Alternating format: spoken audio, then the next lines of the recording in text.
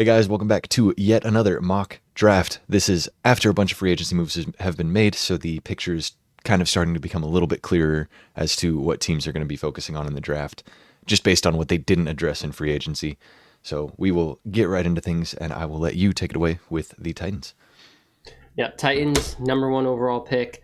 We have them going Cam Ward again. It's kind of been really heavily honed in on because of free agency. They've made no effort to sign any quarterback, and we just don't believe that they're going to go in and think that Will Levis is okay after what happened last season. So after zero signs that they're going to really make a swing, even with Russ and Aaron Rodgers in the market, still, I haven't heard anything about either of them to the Titans.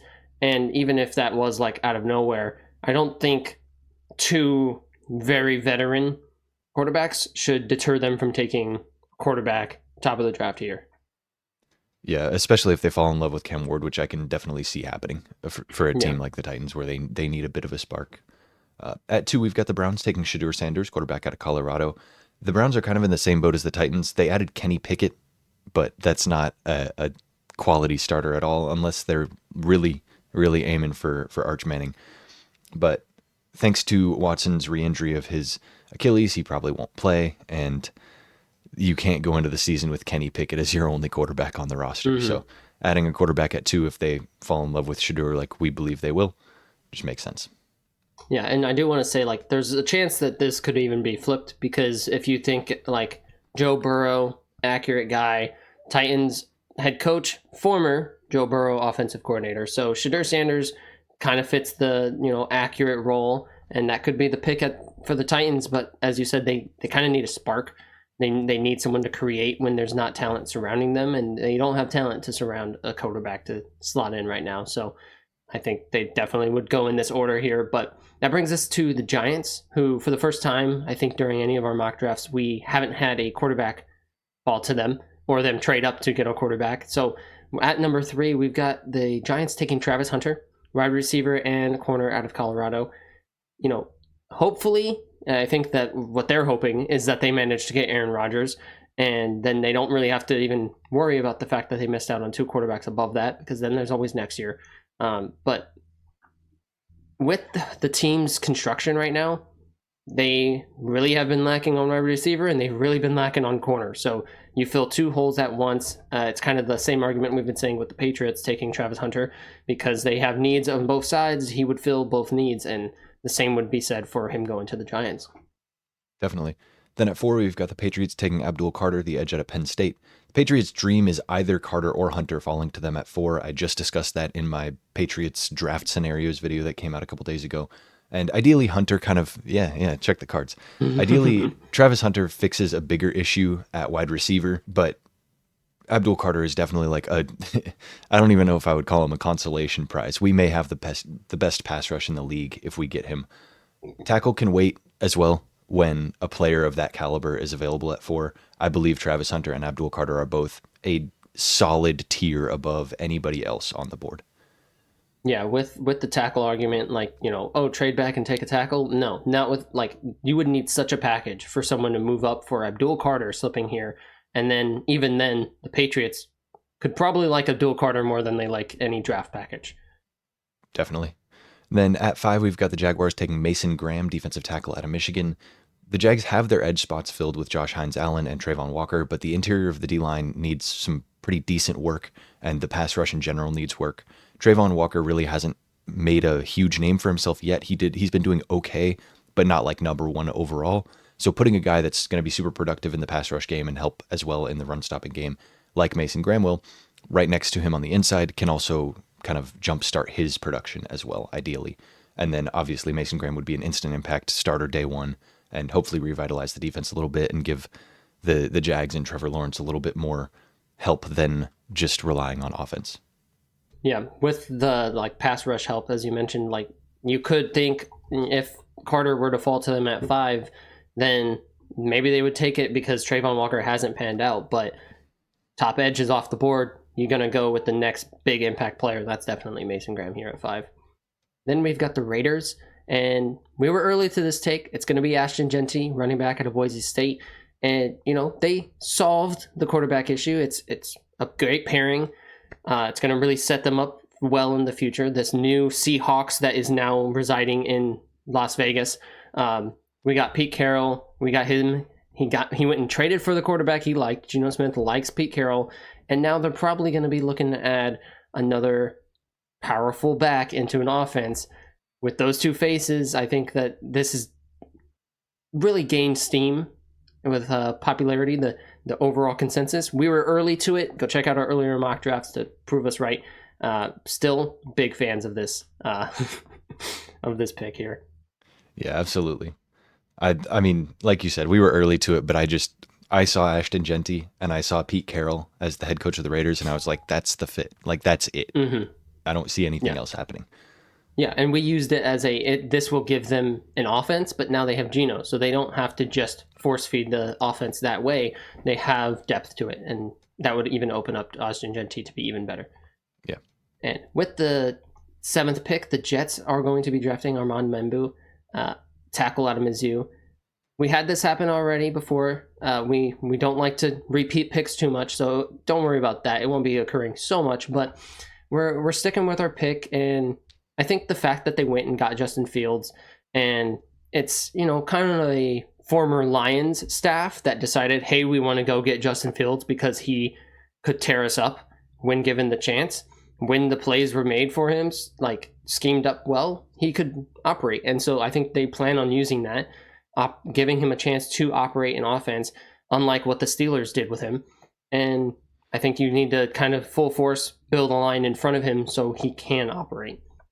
Yeah, build that offense exactly how it was in Detroit and build the trenches. When you're at this position where the top talent is kind of off the board already and there's a solid tackle option and you need tackle, you just lost Morgan Moses. So if you think Membu's a right tackle and he's going to stay there, it's a great pick.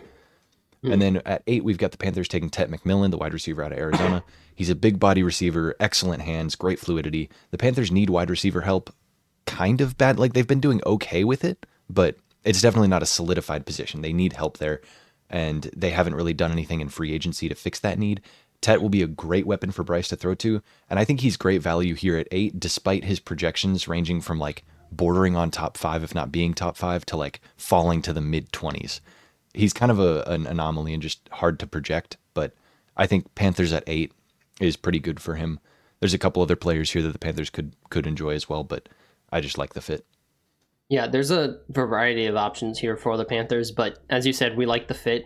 I think that, Thielen, he's been producing well, but he's still old, and I think giving Tet an opportunity to kind of have a year where there's not immense pressure on him. He's not coming in and the expectation is like Marvin Harrison Jr.'s last year, where he's the weapon now.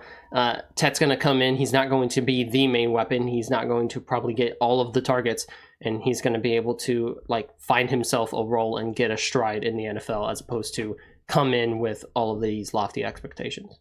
Yeah. Then at 9, we've got the Saints taking Will Johnson, cornerback out of Michigan. He's someone that I think has just kind of started slipping due to the lack of headlines. He didn't participate in the combine, and he won't participate in Michigan's pro day because of injury. And that kind of leads to him being a name that's just slipping through the cracks. And as people move certain players up because of performances at the pro day or performances at the combine, Will Johnson is just a name that hasn't done anything to move up or stay up. So it's a name that you just kind of see dropped. But I don't think that's right. I don't think he should be. I think he's a top cornerback talent in this class. And I think that if Travis Hunter was a pure corner, it would be 1A, 1B between them two. And I obviously prefer Hunter, but Will Johnson is an amazing prospect. I think he's going to be a home run if the Saints take him. And they did lose Lattimore, so this would be a Lattimore replacement and just another solid piece on that defense to hopefully set him up for the future. Yeah, the need for corner is definitely there for the Saints, and Will Johnson, as you said, it's a 1A, 1B if you want to consider Travis Hunter as that pure cornerback position, then they would be neck and neck for the top there. But at pick 10, we had Will Campbell slip this far, but the Bears have already filled every immediate hole for the interior offensive line. And so with that, we are having the Bears trade back. And it's just going to be a couple spots because the Cowboys are trading up with the Bears and they are selecting Will Campbell, the offensive lineman out of LSU. Could project as a guard, and that's where we have them projecting him towards to be the replacement. I always forget his name. Zach Martin. I got it this time. to be that replacement for Zach Martin. And while, I think for the Bears, they could definitely take this luxury pick of getting another quality interior offensive lineman. They get a nice little trade package. They're moving a little bit back. They're still going to be able to get a great player. So they take that trade from the Cowboys. Yeah, and then at pick 11, we've got the 49ers sitting here, and they were kind of hoping that Will Campbell would fall to them. And when they see somebody trade up and take him right before him, they decide to look at some trade options as well. And we've got them moving back with the Falcons down to 15. And the Falcons trade up to take Mykel Williams, edge rusher out of Georgia. We've had this pairing before, Mykel to the Falcons, but not with a trade up. It's mostly just been Mykel slipping when we do this. But the Falcons would see this opportunity to keep Mykel in state and get the second best edge rusher in the class at 11 and add some very overdue and very much needed pass rush help to that team. Yeah, and then, doubling up, we have the Bears now at 12, and they're going to be taking Jalen Walker, the linebacker / edge out of Georgia, doubling up with those Georgia picks back to back. And, the Bears are in a BPA situation. They're going to take the best player available, and Mykel just went, and Will Campbell, they went ahead, they traded back because they filled that roster spot. They're going to take Jalen Walker, just a versatile guy to kind of plug in and get immediate help as a rotational guy because they have such a good squad. They're kind of going to follow that Eagles trajectory of, okay, we're going to have so many guys that every down, we've got someone fresh out there and it's going to wreak havoc. Yeah, and I also think that Jalen Walker, he's very versatile, and I think teams can be scared of that. So we may have him ranked at our consensus 6th best player, but guys like Isaiah Simmons were also ranked super, super highly, and for the same reasons, where he's just a super versatile guy, can play basically every position, played corner, safety, linebacker, DN, D-tackle. He played everything on defense, and that can kind of scare teams because you don't know if they can hone in at one position and be great. So I guess that's our reason for having him slip out of the top 10 while still considering him a top 10 prospect. And then we didn't really mention it with the Bears trade back, but I've seen a lot of them hoping for Genty because of the, Ben Johnson coming in and he's big on running backs and the Lions were big on running backs. So with that not happening, the trade back just makes a little bit more sense there. Then moving on to pick 13, we've got the Dolphins taking Tyler Warren, tight end out of Penn State. This is a bit out of left field. I think this is our most out there projections so far. I've not seen any of this. There's been no smoke about any of this, but I think it's such a good fit. The Dolphins are pretty good at wide receiver 1 and 2, and they don't need much help in the run game. They have Devon Achane, and then they got Jalen Wright last year, who plays a similar archetype, similar role. And I don't love the offensive line value, despite that being a need, but they can still add a guy to be a third option in the receiving game, similar to how Jonnu Smith was used last year. And Tyler Warren has a lot of top 10 hype. He's a very talented prospect, and I think he'd slot in very well. Getting a guy like this in the hands of a mind like Mike McDaniel is something you would love to see. Yeah, I think, as you said, there's no smoke to this, but a few weeks ago when we made that mock draft with Ashton Genty going to the Raiders, there was no smoke about that. But it's just like sometimes a player, like in this specific instance, we see this player fall here, and there's so much hype around the prospect, the player, that slotting him into a void on that side of the ball, the offense, just makes a lot of sense. And I think giving a bona fide great tight end to Tua would also help because now it's not so much, okay, we're going to run the ball laterally and to the outside, and then we're also going to hug it deep to Tyreek or Jalen Waddle. You add this kind of versatile middle section of the field here that you start to utilize, and you get some more run fits from a better tight end, younger tight end as well. Yeah, and then the blocking as well, the values there with Tyler Warren. So he does help out a little bit with their blocking needs. Well, not as much as an offensive lineman would, just better value. Yeah. And then we come to pick 14, where we have long had the Colts taking a tight end or a safety here. And, we are going to double up with tight ends back to back and have Colston Loveland, the tight end out of Michigan, go here as well. So we really have them flying off the board here, both tight ends back to back. But the Colts need a reliable pass catcher at tight end, and we've talked about that ad nauseum. So, you add a good tight end that can be a good blocker. You're helping out Jonathan Taylor, and you're helping out Anthony Richardson with their development, but Jonathan Taylor's not really needing more development, but the continued success of Taylor and the development of Anthony Richardson in the form of having a reliable just check down. Or Daniel Jones. Let's not talk about that. No one likes talking about him. My sweet baby boy Anthony Richardson can get all the love for me, as opposed to Daniel Jones. That's fair. And then we come to pick 15. We have the 49ers here after their trade back with the Falcons, and we have them going with Jihad Campbell, linebacker out of Alabama. They're drafting the replacement for Dre Greenlaw. He was off the field last year for some time, and the absence was noticeable. They did not bring him back. He's hit free agency, and they know that their depth cannot step into the void that he made effectively. So why run into this next season just expecting them to? So we have them taking Campbell, the top linebacker, off the board and pairing him up with Fred Warner. They are rebuilding that defense in a big way under Saleh and going to bring it back to its former glory. Yeah, I think Jihad Campbell is the top linebacker in the class, the same way that Will Johnson is the top corner in the class, because technically it's Jalen Walker. Jalen Walker is the top linebacker, but we don't project him making all of his impact at off-ball linebacker the same way we would with Jihad, the same way we don't project Travis Hunter making all of his impact at corner the way we do with Will Johnson. Yeah. Then at 16, speaking of cornerbacks, we've got the Cardinals taking Jahdae Barron, the DB out of Texas. We have long been mocking defenders to the Cardinals, and that does not stop here.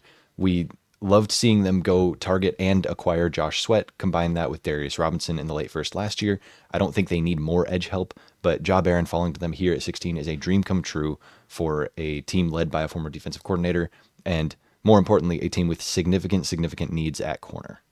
Yeah. Big need in the secondary after they went ahead and kind of filled the need that they had in the front seven with Josh Sweat. So big fan of them signing him, and that gives them more flexibility here at pick 16.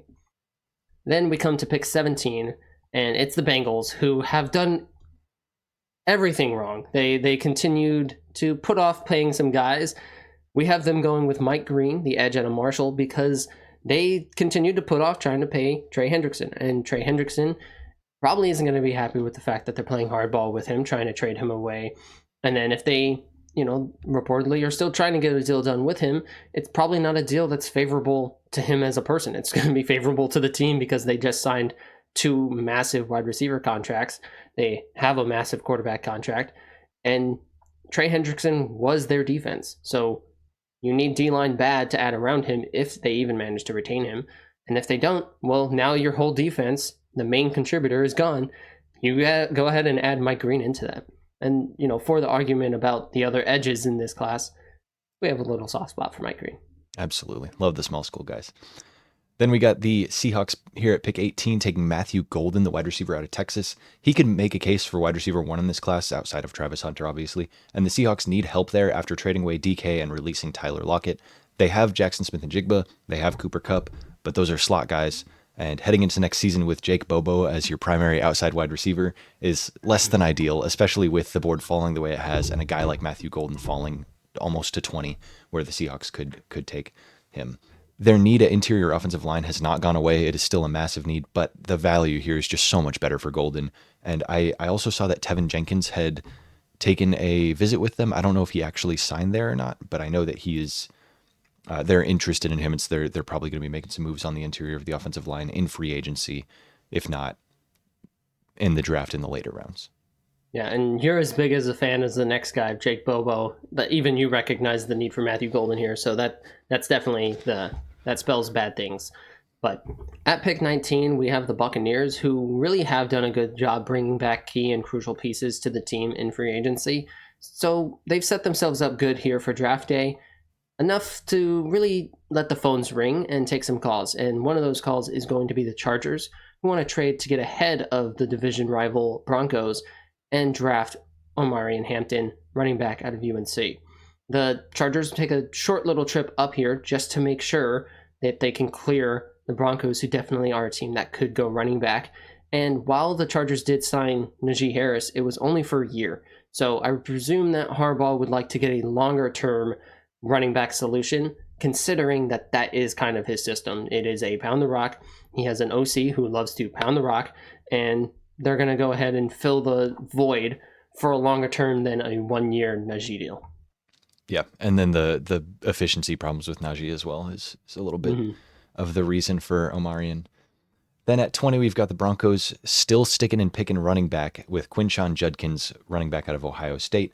The Chargers jumped the Broncos to take the RB2 in Omarion Hampton, but Judkins is still a very nice consolation prize. The Broncos need some help at running back, losing Javonte Williams and not adding any talent in free agency, and I don't see any greater value in any other positions of need here for them, with a pretty solid team and a pretty good overall performance from them last year compared to our expectations. Yeah, they're a top team, really outplayed our expectations. They have a great defense, and they've added to that with Talanoa Hufanga. And, it really seems that they're going to make an addition on the offensive side. And building around the standout quarterback really does seem like the plan. And in this method, you're adding to it by giving him a stronger run game, because the run game from last year wasn't the strongest. Definitely. And Dre Greenlaw as well. They're really just building the San Francisco defense in Denver. Yeah. Anywho, at 21, we've got the Steelers taking Jackson Dart, QB out of Ole Miss. Pair the Ole Miss boys together. Give me DK, give me Jackson. Let's see how it goes. The Steelers have been in QB purgatory since the last few years of Big Ben, and I don't think this saves them. I really don't. But they need some option. It's a better option than relying on Aaron Rodgers or Russell Wilson to end their careers in Pittsburgh. And even if they do get one of those two oldies, Dart sets them up for a future with a higher ceiling than Mason Rudolph, even though that's a very low bar to clear. Yeah, and we had this pick. We had already done it, but I dug a little deeper. I wanted to go ahead. I wanted to look into Jackson Dart and how he might fit this scheme with DK and George Pickens, who really do seem like, okay, run down the sideline, and I'm going to huck it outside the numbers, and you're going to just moss somebody for it. And Jackson Dart does play a very good game in that specific area of the field. He's got a 66% completion percentage in those specific instances. So, an above average passer, you go ahead and you draft him in the first round because of that. And you lock up a guy who can fit into that scheme of kind of just run go balls, and we're going to get these chunk plays anytime we're faced with like a 2nd and 2. I think that would really set them up well, and as opposed to Aaron Rodgers or Russ, who had his issues with them all last year. Yeah. At pick 22, we have the Buccaneers after their trade back, and we have them going with Shavon Ravel, the cornerback out of ECU. It's a fun one. We're making a Pirate turned Buccaneer. They have a need at cornerback. They lost Carlton Davis a few seasons ago, and they still have that void filled from his absence and from additional absences. So this 3-spot move back definitely felt safe. I mean, no corners, no DBs went between them, and we're going to go ahead and turn it into better value than sticking and picking what we would have believed would have been a pick at 19. They get it at 22. So good value there, and they save a little bit of money with that trade back as well. Yeah. Then at 23, we have the Packers taking Luther Burden III, wide receiver out of Mizzou. The Packers, I mean, they signed Mecole Hardman. They've got like 6 wide receiver ones on their roster now. It's crazy. But in actuality, Jordan Love needs a much more reliable pass catcher, whether that means some evolution from Dontavion Wicks or Jaden Reed, a healthier season from Christian Watson, or this pick in the draft. And with Luther Burden on the board, I think it's a pretty easy trigger to pull, especially covering their bases in free agency pretty well. They added Aaron Banks, and I think guard was their biggest hole on the O-line. And then they've added defensively in basically every draft in the past several years, except for the Jordan Love pick. So I think taking wide receiver here, trying to add an actual wide receiver 1 and not a Green Bay wide receiver 1 is a good move for the team. Yeah, they signed Mecole Hardman, and that might mean that they're going to just keep their mantra going of we're going to have a wide receiver by committee. Usually it is running back by committee, but no, they've been doing it on the wide receiver position. So they've kind of been doing that, but as you said, add a wide receiver 1. It's going to be a much stronger case for Luther Burden to be a wide receiver 1 than anybody else in that offense. So especially more than Mecole Hardman. Yeah. Then we get to 24, where the Vikings have only 4 picks in this draft, and I think they are one of the prime trade down candidates if somebody in the early second is looking to move up. The Vikings don't have a whole lot of holes on their roster, and they also don't have a whole lot of picks. So I feel like rather than trying to take a player at 24, there would be more value in getting 3, 4, 5 picks in this draft and just having some depth in case any of their great starters do go down. And in this instance, we have the Patriots trading up, seeing Josh Simmons slip, and jumping on that opportunity. They did not address the need of tackle or wide receiver in the early first with their 4th overall pick. They just took best player available, which I think is definitely the way to go. But being able to move up here, take Josh Simmons, and hopefully give Drake May enough time to see if the wide receiver options we have are good enough for him, I think is a better move than moving up to take a receiver or just kind of sitting and maybe getting Ariante Ursary or Josh Connerly in the second. Being proactive, moving up, getting the guy that I consider to be one of the best tackles in the class, I think is the way to go.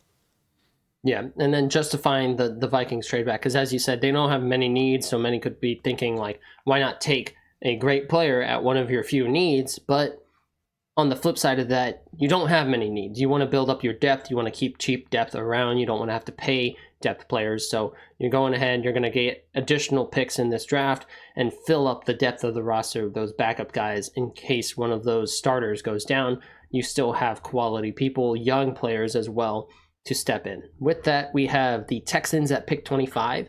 And after being jumped for a tackle, the Texans will gladly still take Kelvin Banks, the offensive tackle from Texas. He's a native, he's local, and they're going to keep him in state and keep him around because they traded away Laramie Tunsil. They have created a hole for themselves at tackle, and they go ahead and they get to fill it right off the gates in the first round of the draft. At pick 26, we have the Rams drafting Trey Amos, the cornerback out of Ole Miss, after plugging the need that they had because Cooper Kupp is gone by sliding in Devontae Adams. They really do lean defense here, but they have a great front seven, a very young front seven. So we're making an addition to cornerback, a spot that we both kind of had them, we mocked them for last season, and they didn't end up doing. So we're adding a young corner, and we're taking the best corner available right here. Yep. Then at 27, we've got the Ravens taking Tyler Booker, the offensive lineman guard out of Alabama. They were able to retain Ronnie Stanley at left tackle and break my heart just a little bit, but that doesn't mean their offensive line issues are all solved. Tyler Booker gives them a great option at guard with Patrick McCarry gone and will be a great lead blocker for his fellow Bama alum in Derrick Henry. Yep. At pick 28, we have the Lions here, my Lions, and we're going to go ahead and have them select Shamar Stewart, the edge out of Texas A&M. Now, they've set themselves up to go for edge by not really making a big signing there. They went ahead and they filled the void at corner made by Carlton Davis by adding in DJ Reed. But with a slew of options at edge, we are just going to have them go with Shamar here. James Pierce is available. We've had them go James Pierce in the past. We don't like doing that, copying ourselves. So we're going to go ahead and go Shamar here. He's a very talented guy who kind of lacked big production numbers, but you add him next to Aiden Hutchinson, and the production's going to come from Aiden Hutchinson, if not from Shamar being able to clean up from Aiden Hutchinson. So either way, with that pairing, you're going to get at least 5 sacks a game with those two. Yeah, I also like the idea of maybe he doesn't have as refined of a palette of moves, but he's an athletic freak, and he won't have to have a super refined palette of moves if everybody's focused on Aiden Hutchinson all the time. So I like the pairing there to just kind of be not necessarily only a backup plan if Hutch doesn't get to the quarterback, but just kind of like a savior of sorts on any play. If running back gets outside, Shamar can get to the running back, or if the quarterback scrambles out, he can get there as well. Yeah. At pick 29, we have the Commanders taking Malachi Starks, the safety out of Georgia. Already having a weaker DB room at the end of last season, they've let plenty of their secondary players leave the team, and they've signed some older veterans, Jonathan Jones and Will Harris, to kind of fill that void. So I feel that that's kind of setting them up, getting some temporary vets and drafting in the younger players beneath them. So adding in Malachi Starks, who we really did have slip in this one, does feel like a home run for Commanders fans, getting really shored up on the secondary side of things, which was their weakness last year. Definitely. Then at 30, we've got the Bills taking Benjamin Morrison, the cornerback out of Notre Dame. The Bills' cornerback needs were put on a pedestal in the AFC Championship. We've addressed it before in past mocks. We like making them take corner, and then the Kaiir Elam trade all but solidified cornerback as their top need. They could opt for one of the combine risers in either Darian Porter or Maxwell Hairston, but Morrison is someone we haven't really given enough love to yet, and he's in the mix for that kind of late first, early second kind of corner. So we'll lean him here just to switch things up a little bit. Yeah. And then we get to pick 31, where we have the Chiefs, and Emeka Egbuka is on the board here. So we have them going Emeka Egbuka, wide receiver out of Ohio State. And Gabe hates this, but it was going to happen. He slipped this far. Well, we weren't going to let this not happen. The Chiefs semi filled that hole at tackle. They signed a tackle, and they might stave themselves off from a late first tackle here, especially with Banks, especially with Josh Simmons gone. So they're going to go ahead and take a big slip from a wide receiver and give a quality receiver to Mahomes, who really hasn't had one. He's been flipped between having like weird gadget players drafted for him that haven't really panned out. Xavier Worthy's the speed threat, but you need someone underneath the speed threat to get open and catch passes, and hopefully it won't be Juju for much longer. Yeah, and so we have the Chiefs going there. Yeah, and clearly Mahomes hates Rashee Rice. He broke his knee, so lovely stuff. So give him someone else. Clearly he doesn't like him. Anywho, at pick 32, we have the Eagles taking Gray Zabel, the offensive lineman out of North Dakota State University. They're one of the most complete teams we've seen, even with the losses that they suffered on defense. Josh Sweat, Milton Williams, they still have great rotational edge pieces and interior D-line pieces. Milton Williams and Josh Sweat weren't even their primary edge rushers, and they're still like top free agents available. So they're going to be completely fine. They don't need to really address that in the draft, especially with making a couple moves in free agency to address the issue. And Gray Zabel gives them a flexible offensive lineman option who can line up wherever they need him to, something they really could have used this past season. They won the Super Bowl, so clearly they didn't need it. But they had a very, very injured Cam Jurgens go out there and play center because they were so down in the depth on the interior of the offensive line. And now with Mekhi Becton leaving for LA, I think it just makes sense to grab a guy that can plug and play anywhere, whether as their starter at guard with Becton gone, or if they just want him to be a really good backup for any injuries that may happen across the offensive line. Yep. And, that brings us to the end of the mock draft. We're ending it after one round here. Later in the draft season, we will have a 2-round mock draft coming out. And I think next week we'll have a pretty fun mock draft coming out. But check out the videos we've posted this past week. I put out the Shadur Sanders scouting report. Gabe put out his Patriots draft scenarios where he dives deep on the Patriots individually as his team. And then we got next week the, of course, fun mock that we're doing. Won't tease that. Maybe you want to spoil it. I won't tease it too hard there. But also with a Travis Hunter scouting report. So if you want to get my full thoughts on Travis Hunter, who we did go at the top 3 in the class here for this mock draft, go ahead and check out that video next Friday when that drops. Absolutely. And with all of those words said, all of those words for these wonderful people to lead and live their lives by, I think that's all we got for you. Deuces.